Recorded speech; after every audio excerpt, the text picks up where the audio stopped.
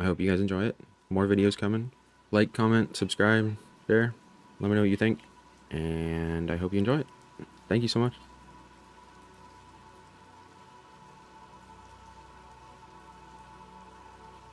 The sun had just begun to rise over the tranquil village of Veridon, casting a golden hue over the neatly thatched roofs and cobblestone streets. Birds chirped melodiously, heralding the start of another peaceful day. In a modest house on the outskirts of the village, Marcus awoke to the familiar sounds of his children's laughter. He was a man of solid build, with kind eyes that belied the strength and determination etched into his features.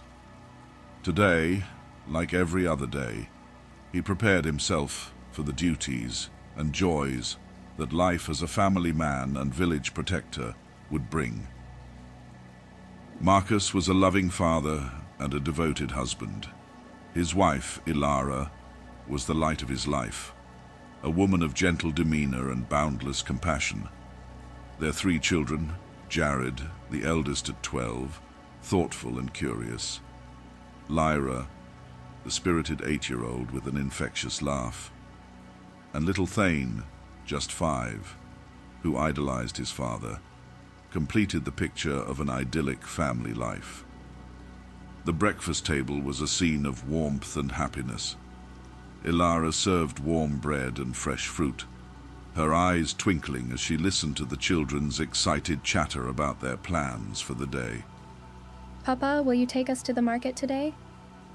Lyra asked, her eyes wide with anticipation. Marcus smiled, reaching out to ruffle her hair. Of course, my little sparrow. We'll go after I finish my morning duties. Jared looked up from his plate, curiosity etched on his face. Can we see the blacksmith's forge too? I want to learn more about how swords are made. Marcus nodded, pride swelling in his chest. Yes, we can do that. It's good for you to learn about the tools of our trade. As they finished their meal, Marcus felt a deep sense of contentment. His life was simple but fulfilling. He spent his days tending to the needs of the village, repairing tools, and ensuring the safety of his fellow villagers. In the evenings, he returned to the warmth of his home, where the love of his family awaited him. Despite the outward tranquility, there were moments when Marcus felt a flicker of something darker within him.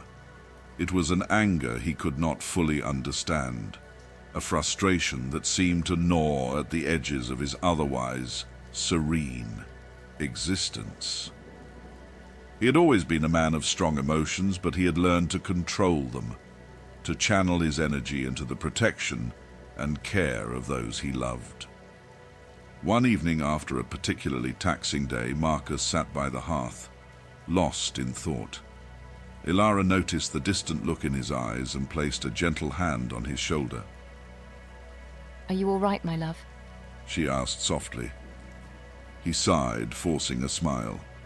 Yes, Ilara, just tired, that's all. It's been a long day. She nodded, understanding in her eyes. You work so hard for us, Marcus. We're so grateful for everything you do.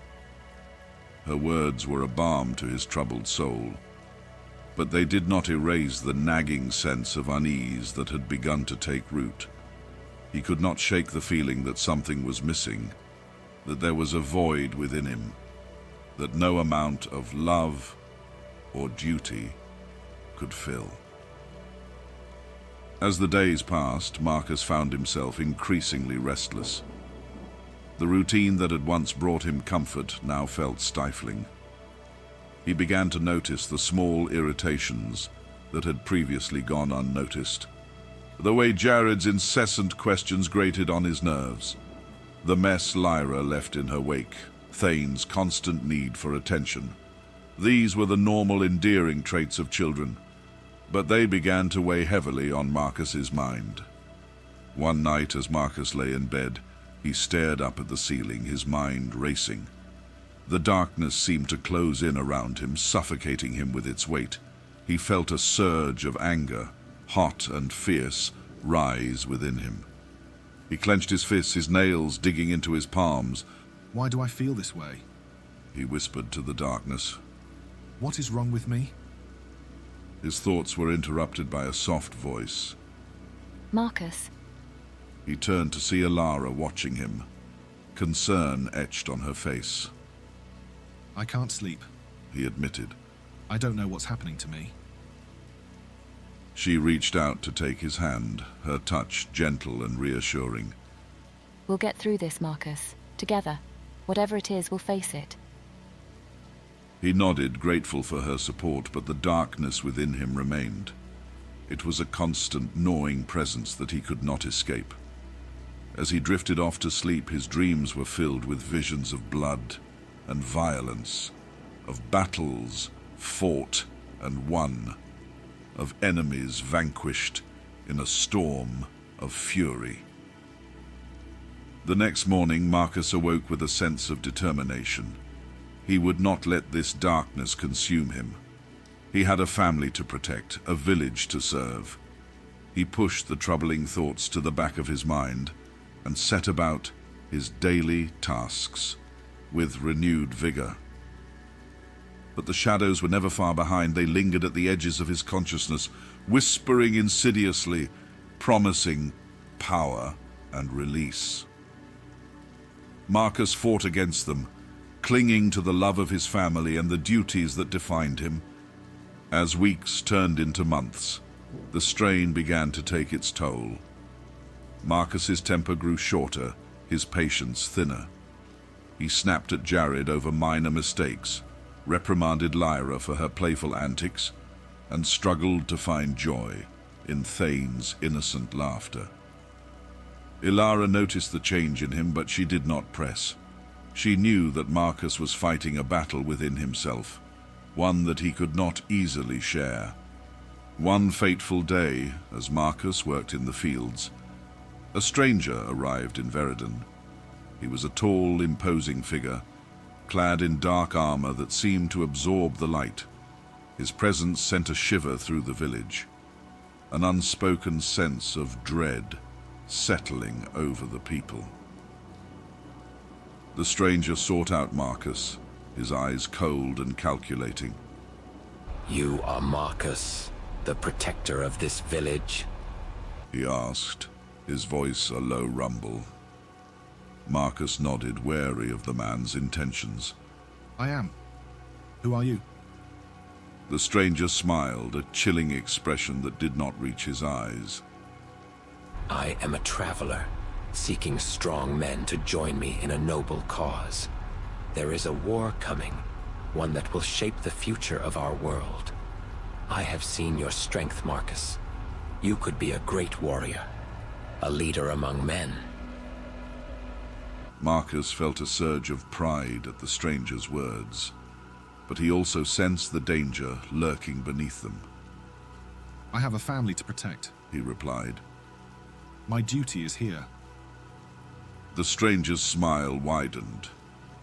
Duty is a noble thing. But what if I told you that your family's safety depends on your strength? That the war I speak of threatens all that you hold dear? The words struck a chord within Marcus. The shadows within him stirred, whispering of power and glory. He hesitated, torn between his love for his family and the lure of the stranger's promise. Ilara's voice broke through his thoughts. Marcus, who is this man? He turned to see his wife standing a few paces away, her eyes filled with concern. He says there's a war coming. Marcus explained. He wants me to join him. Ilara's gaze shifted to the stranger, her expression guarded. And what would this war bring? More bloodshed, more death? We have peace here, Marcus. Do not let this man take you away from us. The stranger's eyes narrowed, but he kept his tone calm. Peace is an illusion, my lady. The storm is coming, whether you wish it or not. Marcus has the strength to protect you, to ensure your survival. Will you deny him that chance? Ilara shook her head, her voice firm. We do not need war to protect us. We need you, Marcus. Your family needs you. Marcus felt the weight of their words pressing down on him. The choice was his, and his alone. He looked at the stranger, then back at his wife and children. The shadows within him urged him to embrace the power, to seek the glory promised by the stranger. But his heart ached with the thought of leaving his family behind. In the end, Marcus made his decision. I will not go with you, He said firmly. My place is here, with my family. The stranger's expression hardened, but he nodded. Very well, Marcus. But know this. The storm is coming. And when it does, you will need the strength to face it. With those words, he turned and left the village, leaving a sense of unease in his wake. Marcus watched him go, a part of him wondering if he had made the right choice. The shadows within him whispered their discontent, but he pushed them aside. He had chosen his family, and that was all that mattered. Life in Veridon continued, but the encounter with the stranger had left its mark on Marcus. The darkness within him grew stronger, fed by the lingering doubts and fears. He struggled to maintain the facade of normalcy, but the strain was evident to those who knew him best. One evening, as Marcus sat by the hearth, Ilara joined him, her eyes filled with concern. Marcus, something is troubling you. I can see it. Please talk to me. He sighed, running a hand through his hair. I feel torn, Ilara. There is a darkness within me, a rage that I cannot control. I fear what it might do to us, to our family. She took his hand, her touch a lifeline in the storm of his emotions. We will face it together, Marcus. Whatever comes, we will face it together. Her words gave him strength, but the darkness remained. As the days passed, Marcus found himself drawn to the edges of the village, to the places where the shadows lingered. He trained harder, pushing his body to its limits, seeking to quell the turmoil within him through sheer physical exertion. One fateful night, as Marcus patrolled the outskirts of Veridon, he encountered a group of bandits attempting to raid the village. The sight of them, their faces twisted with malice, ignited a fire within him. The rage that he had kept bottled up for so long erupted, and he charged at the bandits with a fury that took them by surprise. The battle was brief but brutal. Marcus fought with a savagery that left him drenched in blood, his enemies lying broken at his feet. As he stood over their lifeless bodies, he felt a strange sense of satisfaction, a twisted fulfillment that both exhilarated and terrified him. I watched as Marcus tore through the bandits with a ferocity I had never seen before. It was as if he had become a different person, driven by a rage that seemed almost inhuman. When it was over, he stood there covered in blood, and I saw a look in his eyes that chilled me to the bone. The villagers hailed Marcus as a hero, their protector who had saved them from certain doom. But within him, the shadows whispered their approval, feeding on the violence and bloodshed. Marcus knew that he was changing, that the darkness was taking hold. As the weeks turned into months, Marcus's descent continued. He became more withdrawn, his temper shorter, his patience thinner. The love and warmth that had once defined his home life was slowly being eroded by the shadows within him. Ilara watched her husband with a heavy heart, knowing that he was fighting a battle she could not help him with. She tried to reach him, to remind him of the love and joy they had shared. But it was as if Marcus was slipping further away with each passing day. One night, as Marcus sat alone by the hearth, he heard a voice whispering to him from the darkness. Embrace the power, Marcus. You are stronger than this. You can be more. He shook his head, trying to push the voice away. No, I will not give in. The voice laughed, a chilling sound that echoed in his mind. You already have. The rage, the bloodshed, it is a part of you. Accept it, and you will become unstoppable. Marcus clenched his fists, his mind a battleground of conflicting emotions. The promise of power, of release from the torment that plagued him, was tempting.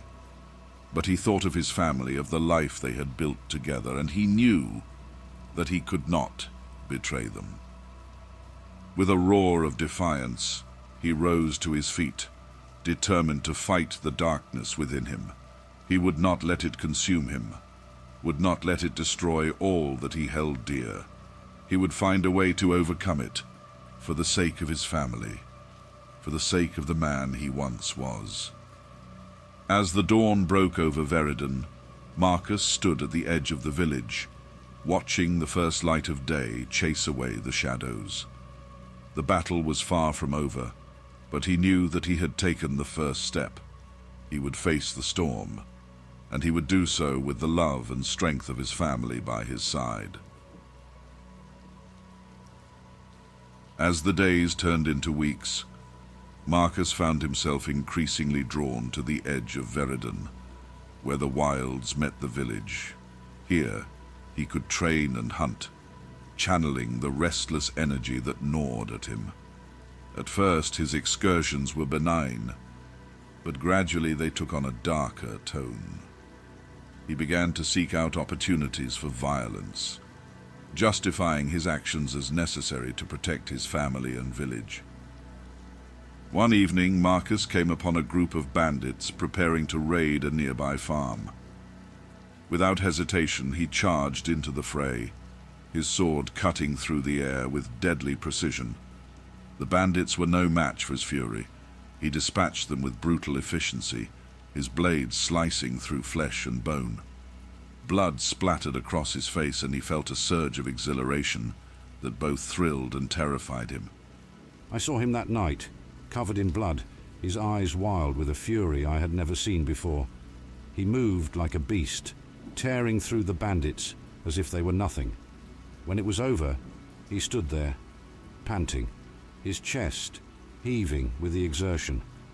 I realized then that Marcus was no longer the man I knew.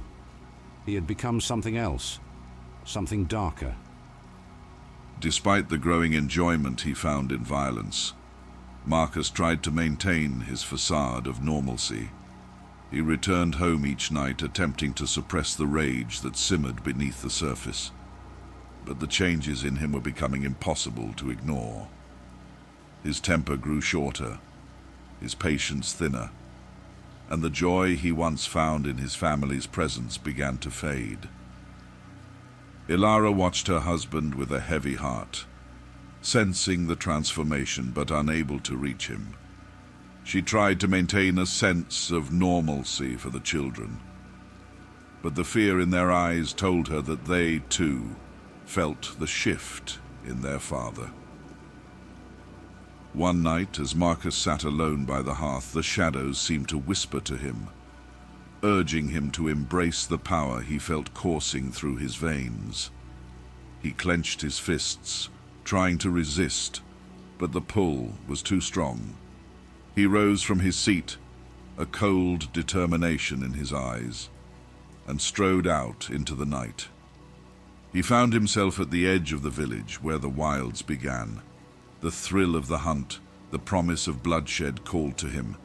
He moved silently through the trees, his senses heightened, until he came upon a group of marauders planning an attack on Veridon. Without a second thought, he descended upon them, his blade flashing in the moonlight. The fight was savage and brutal. Marcus felt a thrill with each kill, a dark satisfaction that filled the void within him. He was no longer a protector, he was a predator, reveling in the chaos and bloodshed. When the last of the marauders lay dead at his feet, he stood amidst the carnage, his breath coming in ragged gasps. The shadows within him whispered their approval, and he felt a twisted sense of pride.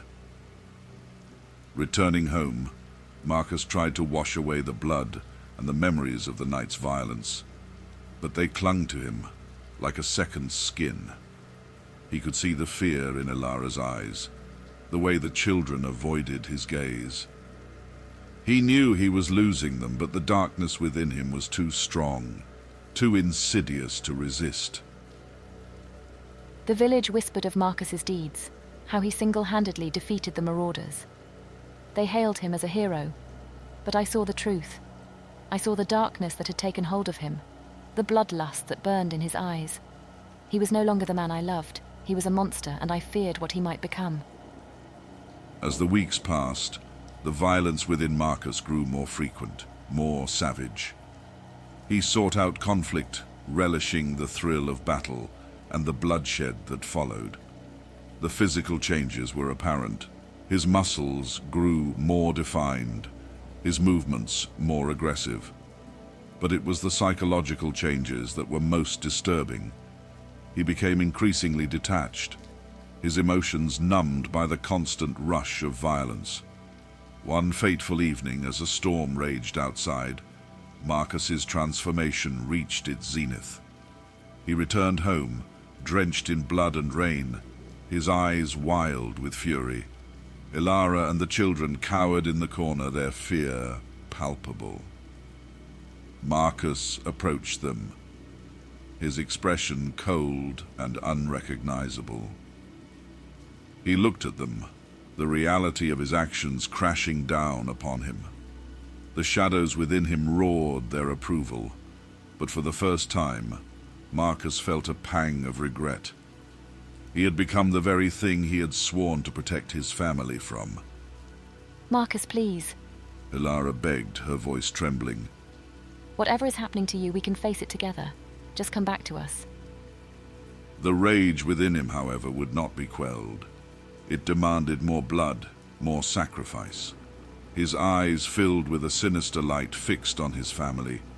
The whisper of Khorne grew louder in his mind, urging him to complete his transformation, to fully embrace the path of blood and slaughter. Ilara, sensing the danger, took a step back, pulling the children behind her. Marcus, please, remember who you are. Remember us. But it was too late. Marcus was beyond reach. The last vestiges of his humanity were drowned in a tidal wave of bloodlust. The shadows had consumed him, and the voice of Khorne echoed in his mind, urging him to embrace the bloodlust. With a roar, he drew his blade, the sight of it causing Ilara to scream in terror. His first blow was swift and brutal, sending Ilara crashing to the ground. The children clung to their mother, tears streaming down their faces. Jared, trying to be brave and shield his siblings from his father's fury, stepped forward. Papa, stop! This isn't you. But Marcus could not hear his son's pleas, and Jared was no match for the fury of his father. Marcus's axe cleaved through flesh and bone, spraying blood in a gruesome arc. Lyra screamed, a sound that would haunt the survivors for years to come. But the sound only spurred Marcus on, his lust finding new depths. The rage within him demanded blood, demanded sacrifice. In a blur of motion, he struck his blade, slicing through the air. Ilara's scream was cut short as the blade found its mark, her body crumpling to the ground. Lyra and Thane wailed in terror, but Marcus was relentless. The thrill of the kill, the sight of the blood, drove him to madness.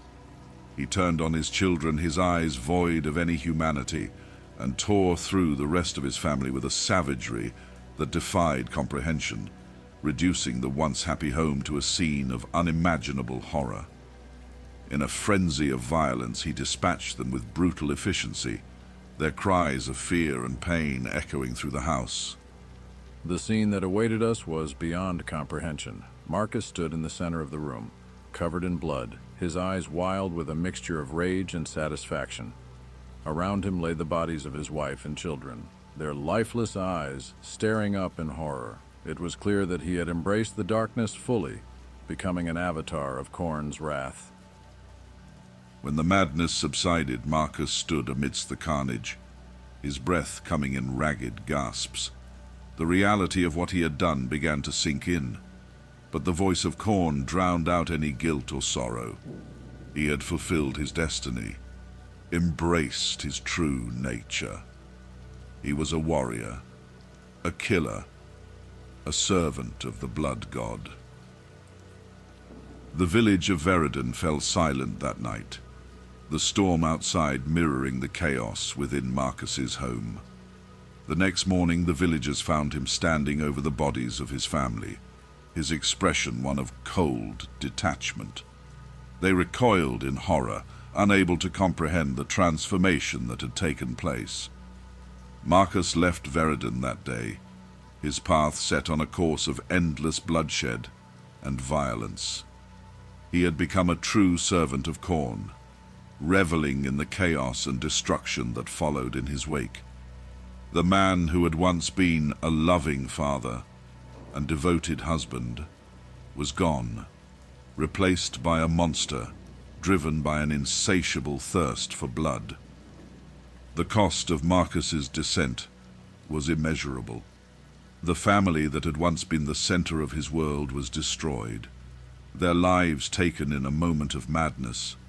The village that had once been his home now whispered his name in fear, a cautionary tale of the dangers of succumbing to the darkness. As Marcus wandered the land, leaving a trail of blood and death in his wake, the shadows within him whispered their approval. He was no longer bound by the constraints of morality or love.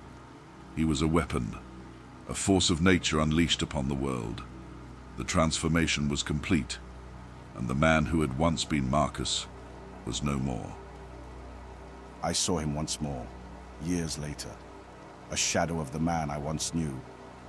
His eyes were cold, devoid of any warmth or humanity. He was a killer, a warrior of Khorne, and the blood on his hands was a testament to the life he had chosen. The cost of his descent was written in the blood of his family and the fear of those who crossed his path. It was a grim reminder of the power of the chaos gods and the darkness that lurks within us all.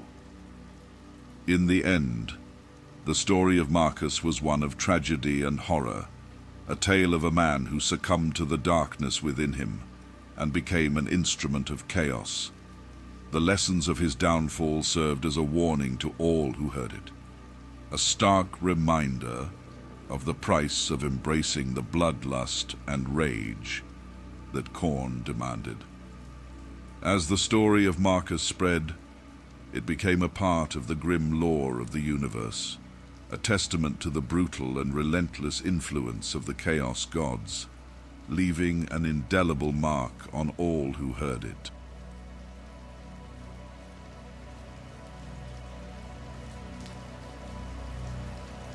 Thank you for watching. Please like, comment, subscribe, share, etc. And yeah, I really hope you enjoyed it. Let me know what you think. Thank you. Stay tuned. Okay, bye.